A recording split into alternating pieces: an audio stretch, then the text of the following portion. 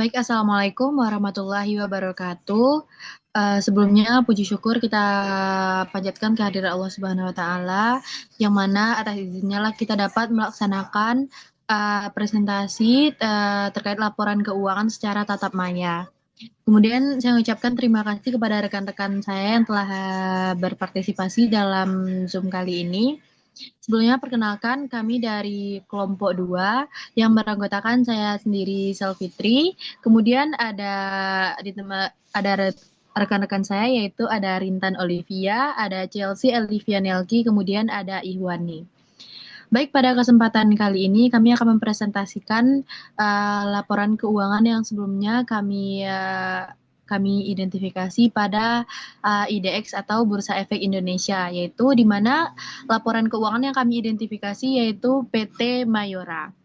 Baik, yang pertama yang pertama-tama sekali yang akan kami bahas yaitu perbedaan konten konten laporan posisi keuangan, laporan laba rugi dan penghasilan komprehensif, dan laporan arus kas pada laporan keuangan PT Mayora yang akan dijelaskan oleh Rintan Olivia. Kepada Rintan, disilakan.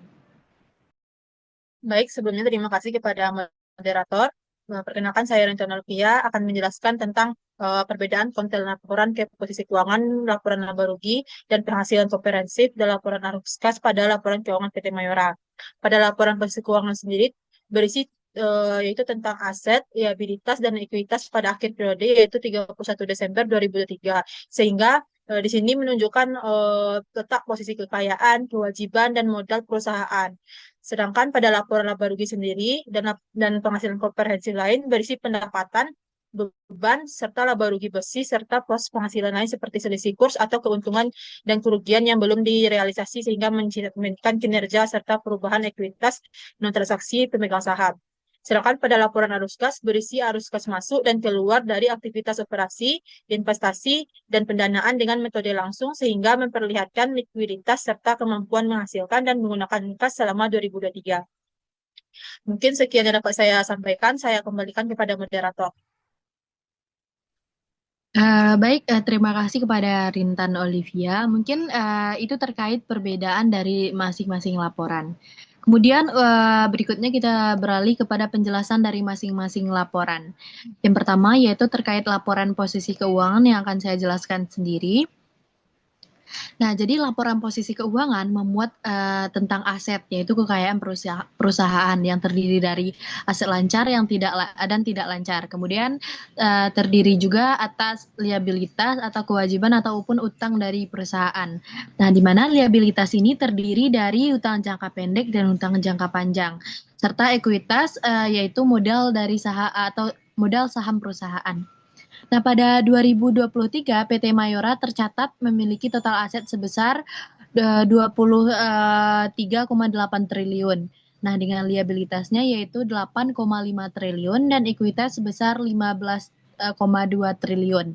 Di mana jumlah liabilitas dan ekuitas tersebut seimbang dengan total aset. Nah, jika dibandingkan dengan tahun 2022, liabilitas perusahaan justru mengalami penurunan, sedangkan modal saham dan ekuitas meningkat signifikan, yang menunjukkan adanya penguatan struktur pemodalan pada PT Mayora hingga TBK di tahun 2023. Mungkin sekian penjelasan saya terkait laporan posisi keuangan dari PT Mayora. Kita beralih kepada yang berikutnya yaitu laporan laba rugi yang akan dijelaskan oleh Chelsea Olivia Nelki. Kepada Chelsea, disilakan. Baik, terima kasih kepada moderator. Selanjutnya, saya akan menjelaskan laporan laba rugi. Laporan ini memuat tentang pendapatan, beban, serta laba atau rugi suatu perusahaan. Pada laporan laba rugi ini dan penghasilan komprehensif PT Mayora Indah Tbk tahun 2023, tercatat bahwa laba rugi komprehensif yang dapat diatribusikan kepada entitas induk mengalami kenaikan signifikan dibandingkan tahun sebelumnya, yaitu dari 1.979.226.144.474 pada tahun 2022 menjadi 3.193.641.501.401 pada tahun 2023. Kenaikan ini mencerminkan adanya perbaikan kinerja keuangan perusahaan sekaligus peningkatan profitabilitas yang lebih tinggi dibandingkan periode sebelumnya. Demikian yang dapat saya sampaikan. Saya kembalikan kepada moderator.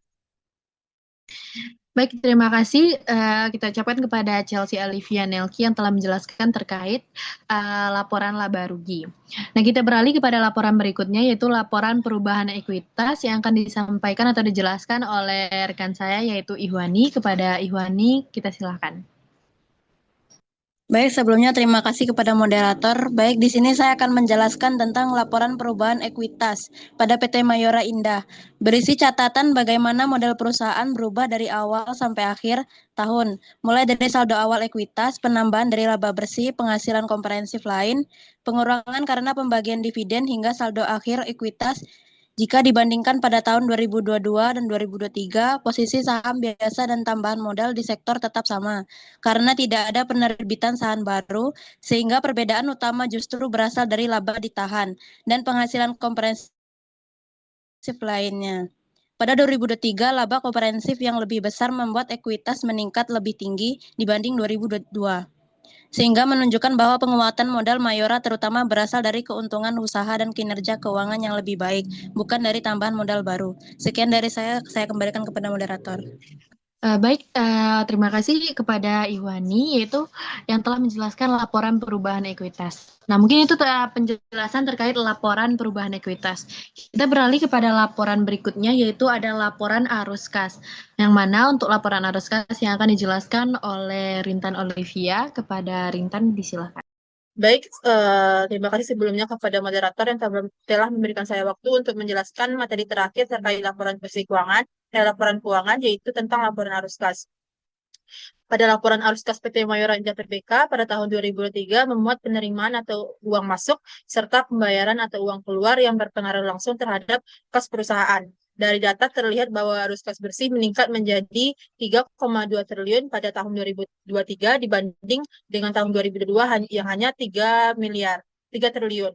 Yang membuat saldo kas akhir periode naik dari 3 triliun menjadi 4,1 triliun di tahun 2023. Hal ini menunjukkan bahwa Mayora mampu menjaga likuiditasnya dengan baik. Secara sederhana, laporan arus kas ini mencatat semua transaksi yang benar-benar membuat uang perusahaan bertambah atau berkurang, sehingga dapat memperlihatkan kemampuan perusahaan dalam membiayai kegiatan operasional, investasi, dan kewajiban keuangan.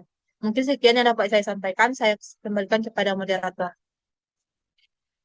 Baik, terima kasih kita ucapkan kepada Rintan Olivia yang telah menjelaskan terkait laporan arus kas. Nah, kemudian setelah mengidentifikasi laporan yang dimiliki oleh PT Mayora Indah Tbk pada Bursa Efek Indonesia, nah tentunya terdapat beberapa perbedaan dan ditemukannya ada banyak hal-hal baru pada laporan yang mungkin sebelumnya belum kami temukan di kelompok atau di pembelajaran sebelumnya. Nah, untuk itu berikut hal-hal yang baru kami temukan pada laporan PT Mayora Indah Tbk yang akan dijelaskan oleh Ihwani. Pada Ihwani, disilakan. Baik, terima kasih kepada moderator. Saya akan menjelaskan hal-hal baru yang ditemukan. Yang pertama yaitu ada terdapat rincian nama akun liabilitas lancar dan tidak lancar seperti utang usaha pihak ketiga dan pihak berelasi utang pajak kini. Yang kedua ada laporan laba rugi dan penghasilan komprehensif lain dibandingkan laporan laba rugi biasanya yang hanya berisi pendapatan, beban, dan laba bersih. Di laporan ini menampilkan komponen tambahan lainnya. Yang ketiga yaitu ada struktur laporan yang berbeda dari yang sebelumnya. Laporan PT Mayora memuat laporan keuangan yang lebih komplit dan struktur yang berbeda dengan yang dipelajari sebelumnya. Laporan yang sangat lengkap mencakup laporan posisi keuangan, laba rugi komprehensif, arus kas, perubahan ekuitas, serta catatan atas laporan keuangan. Juga ada pengungkapan tambahan seperti segmen reporting, kebijakan akuntansi, aset tetap rinci, utang obligasi, transaksi dengan pihak berelasi. Yang keempat ada terdapat banyak akun-akun baru yang sebelumnya tidak pernah ditemukan yaitu piutang retensi, aset keuangan derivatif lancar, cadangan revaluasi, biaya emisi efek pelaksanaan waran, dan penerbitan instrumen yang dapat dikonversi, dan masih banyak akun lain yang baru ditemukan. Yang kelima ada laporan keuangan yang biasanya lebih mudah dipahami atau dibaca karena lebih ringkas, sedangkan laporan ini agak rumit dibaca karena lebih banyak angka dan sangat lengkap. Yang keenam ada laporan arus kas yang disusun dengan metode langsung, lebih detail, dan pada metode tidak langsung. Yang ketujuh ada munculnya transaksi baru seperti pembayaran untuk perolehan aset hak guna dan investasi lain. Sekian dari saya kembalikan kepada moderator. Terima kasih. Baik, terima kasih banyak kita ucapkan kepada Iwandi yang telah menjelaskan apa saja hal-hal baru yang ditemukan oleh kelompok pada laporan PT Mayora. Nah, di mana pada hal-hal baru tersebut itu mungkin ialah hal-hal yang sebelumnya tidak ditemukan pada laporan-laporan yang sebelumnya pernah dipelajari, kemudian kami temukan pada laporan PT Mayora Indah. Nah, kita beralih kepada penyampaian berikutnya yaitu terkait perbandingan laporan keuangan yang pernah dipelajari atau pada buku dengan PT Mayora. Nah, hal ini yaitu membandingkan antara laporan yang sebelumnya dipelajari baik itu di pengantar akuntansi 1 ataupun pengantar akuntansi 2 maupun pembelajaran akuntansi sebelumnya. Nah, yaitu di sini kita akan membandingkan bagaimana laporan sebelumnya yang pernah kita pelajari dengan yang kita temukan pada PT Mayora. Nah, untuk perbandingan ini kita langsung saja kita silahkan kepada Chelsea Alivianelki. Kepada Chelsea kita silahkan. Baik, terima kasih moderator. Selanjutnya saya akan menjelaskan yaitu perbandingan laporan keuangan yang ada di buku dengan PT Mayora.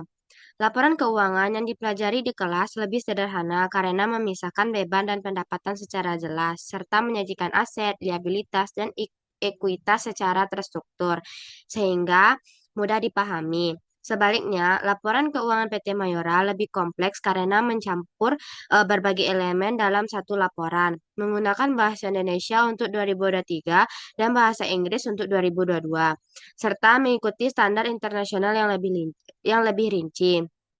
Hal ini menunjukkan bahwa perusahaan publik seperti PT Mayora harus mematuhi standar akuntansi yang ketat untuk memenuhi kebutuhan pengguna laporan baik di dalam negeri maupun di luar negeri. Sekian yang dapat saya sampaikan. Saya kembalikan kepada moderator. Baik, terima kasih kita ucapkan kepada Chelsea Alivianelki yang telah menjelaskan tentang perbandingan laporan yang pernah dipelajari dengan laporan pada PT Mayora Indah. Nah, teman-teman, mungkin dapat disimpulkan bahwa dengan kita mengidentifikasi laporan keuangan yang dimiliki oleh PT mungkin yang perusahaan-perusahaan besar yang ada di Indonesia, di mana pada kesempatan kali ini kami mengidentifikasi PT Mayora Indah. Nah, dengan kita mengidentifikasi tersebut, dapat kita pelajari bahwa memang banyak laporan-laporan yang mungkin di luar sana lebih kompleks dibandingkan yang kita pelajari di kelas. Seperti yang telah dipaparkan pada PPT sebelumnya, yaitu pada PT Indah terdapat banyak sekali perbedaan, seperti mungkin komponennya yang lebih lengkap tentunya, banyaknya ditemukan akun-akun baru yang sebelumnya belum ditemukan pada pembelajaran akuntansi sebelumnya. Kemudian selain itu juga ditemukan beberapa perbedaan struktur pada laporan. Selain itu strukturnya lebih rinci, dilengkapi dengan akun-akunnya, serta selain itu juga terdapatnya angka-angka yang mungkin jauh dan mungkin sangat besar dibandingkan yang sebelumnya kita pelajari. Jadi dari mengidentifikasi laporan yang ada pada Bursa Efek Indonesia, salah satunya itu pada PT Mayora Indah Tbk. Jadi kita dapat mengetahui bahwa terdapat beragam jenis laporan, di mana tentunya laporan ini tetap mengikuti standar. Mungkin perbedaannya terdapat pada struktur juga kelengkapan. Nah, mungkin sekian yang dapat kami sajikan pada kesempatan kali ini. Kami mengucapkan mohon maaf jika terdapat salah dan kurangnya. Terima kasih. Saya mewakili teman-teman yang lain, rekan-rekan pada kelompok ini, mengucapkan terima kasih. Mungkin sekian dari kami. Mohon maaf jika terdapat banyak kesalahan. Wabillahi taufiq wal hidayah. Wassalamualaikum warahmatullahi wabarakatuh. Waalaikumsalam warahmatullahi wabarakatuh.